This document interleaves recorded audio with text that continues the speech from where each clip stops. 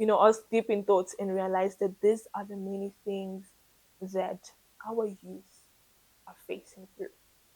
These are the many things that even adults are facing through. Let it be in the workplace, let it be in schools, in whatever environment you find yourself in. That is what we are facing through because they have given you names and you have confirmed to those names. You have accepted those names as your identity. In life, if somebody or a certain problem or the devil wants to capture you, he's not going to try it once. He's not going to try it twice. Neither is he going to try it 3 times. But if the devil wants a downfall in your life, he's going to try his best to bring you down. Welcome, welcome, welcome to another episode of Lalia. It has been a minute and I am excited. I am truly excited about today's topic, today's episode. And the topic goes as, are you conforming to the identity that the world has given you? Are you accepting? Are you believing the labels that the world has given you? So join me in this topic today. I believe that you're going to learn one or two things from it, and I hope it truly helps you out. Honestly, it did help me out. I hope it helps you to understand exactly, what you're facing through, what is happening around you, and that you do not have to conform to it. You don't have to accept it. So come in, join me on this episode so that we may share this wonderful word together. Welcome to another episode of Lalia. Guys, I missed you guys. It's been a minute, it's been a second, but I swear that this time we're going to bond more, we're going to talk more, we're going to understand more. And just to start off this podcast, I'm going to leave you guys with a question. And the question today is that what is the identity, what is the mask that the world is confirming to you? What is it that they have put on you and you believing that's who you are, but God is not saying that's who you are? So that's the question we're going to start with. And with that, I've decided that we're going to just start off with a little prayer just so that all our spirits are in the same unity. Thank you, Lord, for this time that you have given us. We thank you for your grace. We thank you for your love. We leave this time in your hands as we do this episode. I pray for my viewers that are going to be watching today that they may receive this word with understanding, and that it may bear fruit into their life. And I pray that I myself may not do it by my own knowledge, by not by my own might, but may I be a vessel towards you, O Lord Father. Thank you and amen. So, another episode of Lalia, and in today's episode, it's an interesting one just because it's something that I had prepared quite a while ago. And it was for a youth event that I had, but I didn't get a time to share it quite properly. But I felt like it needed to be shared now, just because I literally experienced this after, I would say, like a week or two after I prepared this word that I have today. So, in today's word, we're talking about identity, and we're also talking about the mask. Many people or many youth, I believe that we are struggling. And when I say we are struggling from an identity or a mask that the world has given us. And what do I mean by that? I mean, some people, you don't actually suffer from certain things. You're not a liar, you're not a thief, you don't suffer from anxiety, you don't suffer from depression. But because of the world that we are living in now, you are forced to have these masks. You are forced to carry these identities. So that's what we're going to talk about today. And I really hope that you find a word, something that's going to just uplift you and make you understand. And because at the end of the day, we are going to talk about God, I'm going to quickly lead you guys into a verse, right? So this is the story of Joseph. We all know Joseph. And in the story of Joseph, he has his brothers. Joseph is the second last born from his father Jacob. And Joseph has dreams, if I may say. And in his dreams, the Lord shows him that he is, what can I say? He's bigger than his brothers. So I can only imagine if the last born of your family, a little boy comes and says that, oh, brother, sister, I had a dream. And in my dream, all of you guys were bowing down to me. I can only imagine what would you think about it. Obviously, it's not going to be like the happiest thing. And this was the same thing that happened to Joseph. He had a dream. And in his dream, he was the greatest. And all his brothers were worshiping him. It says that the suns and the moons and the stars, and he was in the middle, and everybody was surrounding him and were bowing down to him. He had this dream twice. I'm going to quickly paraphrase. You're going to find the story in the book of Genesis, chapter 39, verse 20. Sorry, I made a mistake with that. That'll be Genesis chapter 37, where you find about where um, the story of Joseph begins. But I'm going to quickly paraphrase through the story and go exactly to what my topic is. So, Joseph, his brothers are jealous of him, and Joseph is sold. He's sold to the Egyptian. And if we look closely into the Bible, this is between the age of 17 where the story of Joseph happened. So this is quite, he's a very young youth, quite good. He's going through life. He's a teenager just about to go into adulthood. So he's at the age of 17 where he is sold to the Egyptians. And what I liked out of my 2 points today, I'm going to give you guys 2 points. And this is identity and mask. And the other one is finding favor in times of darkness. So if we quickly read in Genesis 39, verse 20, it says that Joseph is put into prison. And when Joseph is put into prison, it says again that he has found favor. The Lord makes the what can I say, the prison keeper puts it in his heart that he may find favor. And with that, he tells the Joseph that you're going to be the overseer of, the whole jail and stuff like that. And if we quickly go before that again, when Joseph is taken into Egypt and in the officer Potiphar, they say that again the Lord makes favor in the heart of the officer and makes Joseph the overseer of, the whole palace in there. This is not the greatest time for Joseph. Number one, he's taken away from his brothers and his family. Number two, I can only imagine him when he's in his room and he's going to be praying and he's going to say that, God, you gave me dreams. And my dream, you said that I was going to be a great boy. You said that I was going to be a great man. But why am I finding myself in another country? Why am I finding myself in a prison? This will go for the same question as you out there. Many of you guys have dreams. Many of you guys have plans. Many of you guys, growing up, an uncle, a pastor, anybody else, any random person will tell you that you look like you can do this. You look like you can do that. Oh, I see you being in a great place. But as we grow up, we find ourselves in places where we never thought that we would be. And we start to question ourselves. Is this really who I am? Is this really the identity that I find myself in? And I want you, as I'm speaking this, see and reflect in the life that you are walking through right now. And ask yourself, is this where I want to be? Am I going through the right path? And when you ask yourself those questions, I also want you to remember the words that were given to you of who you're going to be. Have you given up? Have you decided that it's not going to work? Those are the questions I want you to think about. Write them down and, reflect on it. Think about it with yourself. So we're going to go back into the story of Joseph, and I'm going to explain to you about three things that I discovered. And this hits too hard only because the first time when I shared this word, it was like, yeah, I shared it. But surprisingly, I would say 1 week or 2 weeks, I'm not going to give anybody's testimony or I'm not going to share anybody's what experience. I'm going to say about personally what I experienced because after I prepared this word, 2 weeks afterwards, I literally experienced it. And it's only helped and fortified me because I was able to know my word.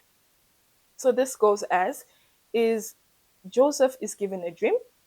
Joseph is given his plan for his life. He has a glimpse of what he is going to be in the future. But within that route, he is sold. I'm going to give you three things that you're going to discover in our word and the story of Joseph. I want you guys to get like a quick guess. I'll play the drum rolls for you guys. Playing the drum rolls. I hope you guys can hear it. All right. So the story of Joseph, he is given three masks. Don't forget that God gave Joseph an identity. He gave him what he was going to be in the future. But the world, the people the people he surrounded himself in, where he found himself, they gave him three identity.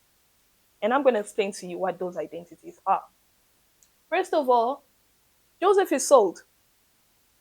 Can you please guess what identity that is? Joseph becomes a slave. Just imagine, in your father's house, you were not born in a slave home. Your father was not owned by people. But out of your father's house, you become a slave. I can only imagine at the age of 17 becoming a slave, literally. So the first identity, that's the first mask that the world has given to Joseph, is that he becomes a slave in Egypt. And he is sold into the palace. The second mask that Joseph is given, and we're going to quickly go, I'm going to tell you what this mask is and where it's coming from. If you quickly remember, Potiphar's wife actually wanted Joseph. And when I mean with this, he wanted to lay with Joseph. Joseph is in his young time. So our people that say or give excuses of, oh, I'm still young, I can do this, I can do that, I can do this. What if Joseph in the palace, while he does his work, we have Potiphar's wife, which finds interest in Joseph. And he wants to lay with Joseph. And Joseph tries his best to run away from the situation. He tries his best to like hide from the situation. But the wife is persistent. Just to let you know that in life, if somebody or a certain problem or the devil wants to capture you, he's not going to try it once. He's not going to try it twice. Neither is he going to try it three times. But if the devil wants a downfall in your life, he's going to try his best to bring you down. And he's going to use as much strategies as he can. So in Joseph's life, at this point, Potiphar's wife tries everything to to seduce, if I may say, tempt Joseph. And there's one time where the palace is empty. For some reason, the palace is empty. All the servants are gone. Nobody's in the palace. And Potiphar's wife takes the chance to do this. And when he tries to tempt Joseph, what happens is that she tries to do what she can do, and Joseph refuses. Joseph refuses, and with that, um, as she's trying to do whatever that she is doing, she grabs Joseph's garment. And when she grabs Joseph's garment and Joseph tries to run away, Potiphar's wife remains with the garment, and he runs away. Funny part, it says that he ran away naked, just to show how he was willing to be humiliated in front of the whole world, just so that he may not fall into that sin. Guys, I understand times are not easy and times are not hard. I mean, times are not easy and things have become harder, if I may say. But sometimes, if it means you running away from certain situations and that you're going to be humiliated and people are going to say bad things about it, it's better that happens than falling into sin or falling into, can I just say, even creating a generational curse that was never there in the family, you know? So Joseph accepted to run away in his birthday suit, if I may say. You know what's a birthday suit? But he decided to run away naked just so that he may not be tempted, just so that he may not fall into that sin. And with that, if I just quickly run into the story of what happens afterwards, Potiphar lays in her bed. Potiphar's wife lays in the bed and waits for the husband to come back and puts Joseph's robe beside her. And as soon as the husband comes back, she says, "Husband, darling, you will not believe what happened. But while all the servants were away and all of you guys were away, Joseph literally forced me to lay with him." And if we read before that, they say that it was the husband that God put favor in his heart to allow Joseph to do all these things. He did not even think twice to say, "Let me ask Joseph if this is real." Because if my wife says that another man wanted to lay with her, then that's the final answer. He's not going to ask any questions. So he had made a decision right there, right down there. You know what? It's done with Joseph. It's it's capuche with Joseph. Like, he's going to go to jail. So this is where the second identity or the second mask comes in. Joseph is labeled as a rapist. Simple as that. Was Joseph a rapist? No. Did he rape Potiphar's wife? No. But this was an identity that Joseph was given to. Unfortunately, he did not even have proof to say that I did not rape her. In fact, she was the one that has been trying for the longest time to put me into her bed. He did not get that chance to explain. He was labeled as a rapist. He was already labeled, even before him being labeled as a rapist, he was already labeled as a slave. So this just shows of how the world will put labels on you. And it's not easy for people to believe you. Only you know the truth, and God obviously knows the truth. You've got your friends and family that might believe in you. But the word is out there that you're a slave, that you're a rapist, that you're a thief, that you're a liar. But truly, are those the identity or the mask that the Lord really gave you? Or you are confirming to the world and accepting those masks? I understand sometimes it may happen that when this mask are given to you, you try so much to defend yourself and say that, you know what, I'm not this person, I'm not this person. You try your best to, to clear out your name. And it just happens sometimes that you fall and you're like, okay, they're calling me a liar. Then I might as well just lie. They're calling me a thief. I might as well be a thief because that's what the world is expecting from me. But that's not who you are truly. That's what the world has made you become. That's what the world has pushed you to be. It had pushed you to be. The world has pushed you to be a liar. The world has pushed you to be a thief. The world has pushed you to become a drug dealer, but that is not who you are. You have confirmed to the labels that the world has given you. So that's a question for yourself. All these characters that you have, all these things that you're going through, is it truly who you are? I'm going to quickly go again. So Joseph is labeled as a slave. Joseph is labeled as a rapist. And I'm going to give you the third identity that the world decides to hit Joseph with. And after Joseph is, been taken to jail, it says again, and I don't want you to forget this part. It says that the Lord, it does not say that the prison guard was kind. It does not say that the prison guard was of a good hearted person. But it says the Lord put the favor in the prison guard's heart to tell Joseph that, you know what, you're going to be the caretaker of the prison. You're going to take care of everybody here. You're going to make sure that everybody's in their places, everybody's given food at certain times here and there. All right? Please keep that bracket open. Do not lose it. And he's in prison. So that's the third mask that Joseph is given to. He's a prisoner. So boy was a slave. Second, boy is a rapist. Third, boy is a prisoner. Like I can only imagine at the age of 17, because obviously these are few months or a few years in between. So I'd say from the age of 17 to the age of his middle 20s, he's been given three masks. He's been called a slave, he's been called a rapist, and he's been called a prisoner. Now tell me how are you going to convince the world that you are not that? Put yourself in Joseph's shoes. Probably some of you guys have been even in Joseph's shoes.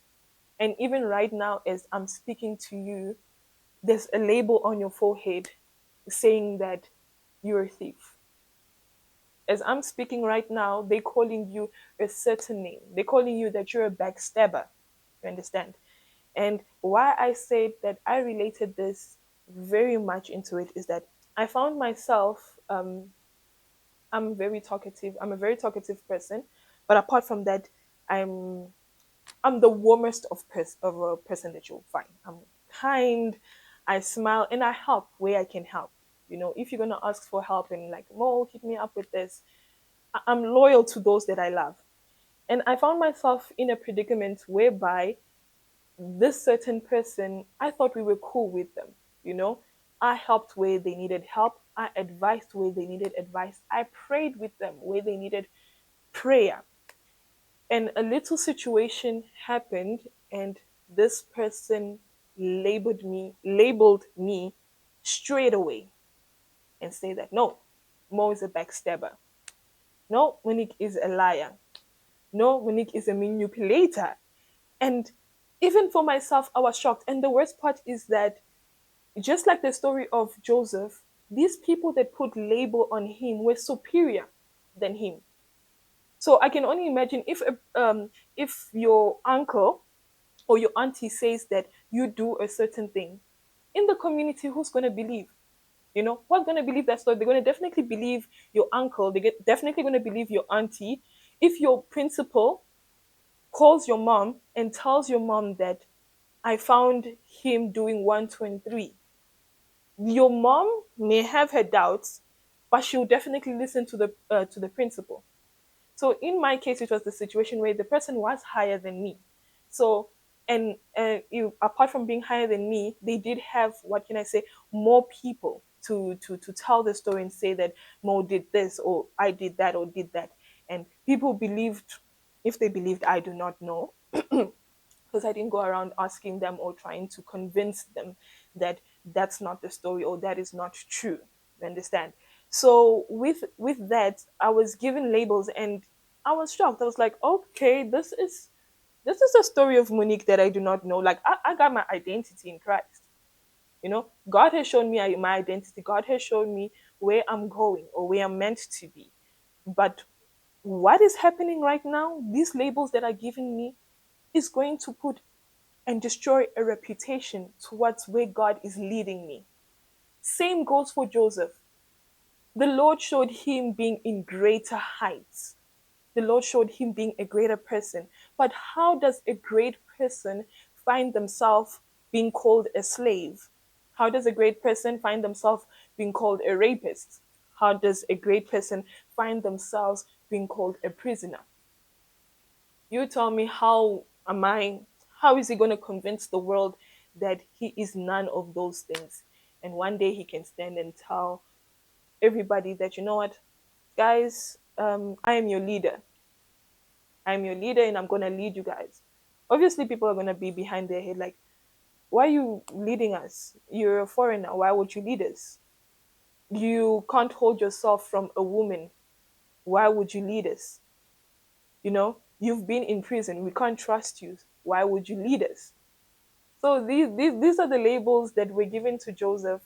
And I just, I was deep in thoughts and realized that these are the many things that our youth are facing through. These are the many things that even adults are facing through. Let it be in the workplace, let it be in schools, in whatever environment you find yourself in. That is what we are facing through, because they have given you names and you have confirmed to those names. You have accepted those names as your identity. And you were like, you know what? I'm throwing the towel. I'm throwing the towel because they said I'm a thief. I might as well go steal. They said I'm a liar. I might as well go lie. They said I'm a cheater. I might as well play with all those girls. But is that who you are? Is that truly who you are? And that's my word for today. You know what? That You're not who the world says you are. You're not what the environment says you are. You have an identity just like Joseph. You had a dream. God showed you a dream. God showed you a vision and said that you're going to make it. Let's say that you're going to remove your family from where they are. Let's say that you're going to graduate. It does not even have to be something big. They said that you were going to graduate, you were going to get a good job. But in university, you find them lying and saying that you did one, two, and three. And you're like, all right, since they said that I do it, I might as well give them what they want. Do not be that person. Do not conform to the words of this world. And just to put the bracket, remember the bracket that I told you guys that is aside, that God works in times of darkness. God works in times of hardship. So sometimes when you feel like you're in a dark place or in a bad place and you're wondering exactly, is God listening to me? God puts favor in man's heart. So even in your prison, that little prison that you're finding yourself in, God is going to put somebody in, God's going to put favor in somebody's heart and they're going to accept you. They made you a slave. You're in a foreign land.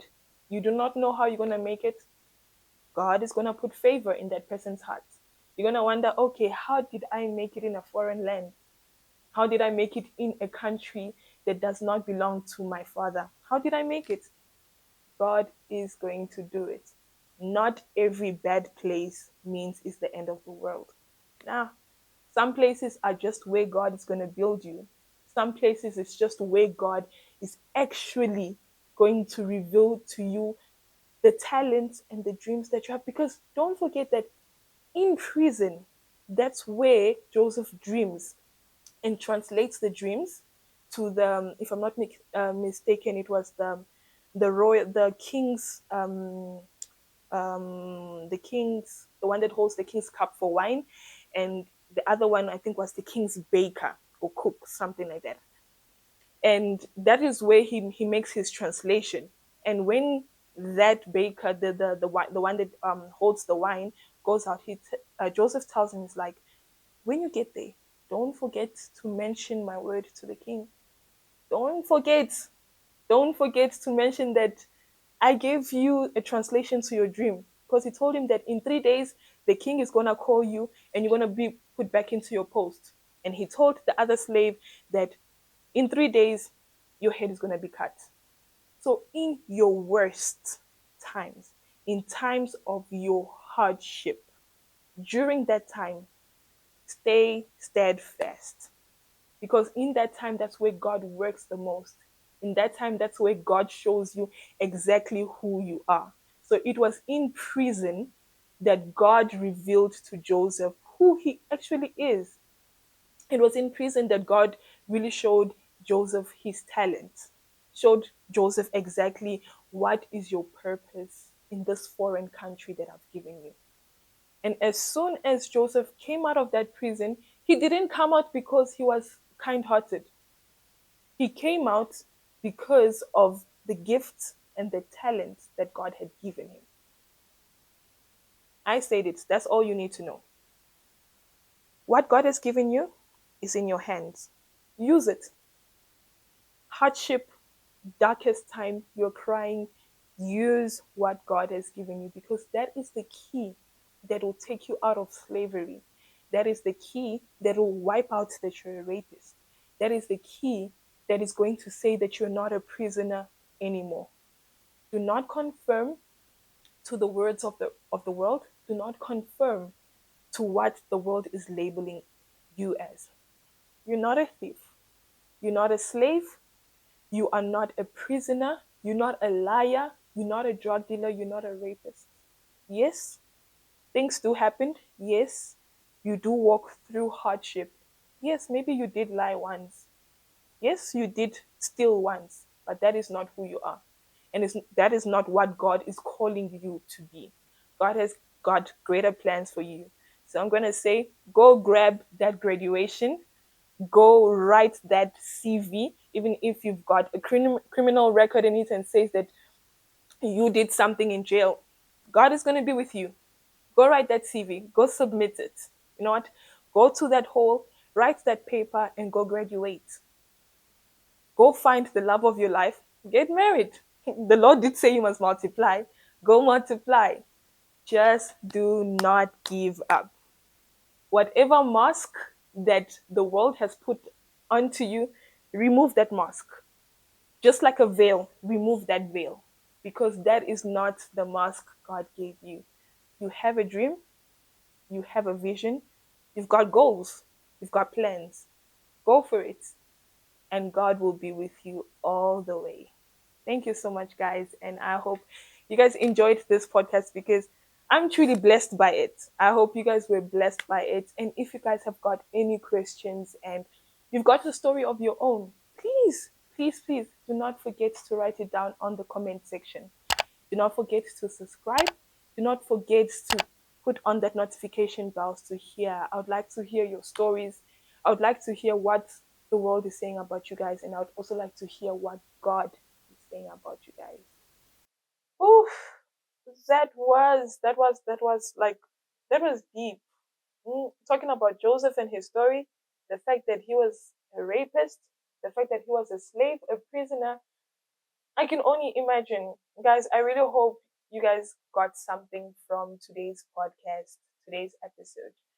I hope you learned something that you don't have to accept the labels that the world is giving you. You don't have to accept it at all. And apart from all of this, I would like to hear your story. I would like to hear of who you were in the past, who they said you were, and who you have become in the Lord. So, guys, do not forget that subscribe to the Leah Ed podcast. And if you've got any comments, any words that you want to say, please do not forget to write it on the comment section. Notification, press that button so that you may get everything. Do not forget to like, guys. Like as much as you want. Like, tell your friends to like, tell your family to like. You guys can also catch the short stories on TikTok. I'm also on the TikTok field there. You can DM me on Instagram. You can also DM me, and I'm everywhere. I'm literally a call away. Make it too because I'm always on DND. Thank you so much. Until I see you guys on another episode, from me to you, Lalia, we say bye bye.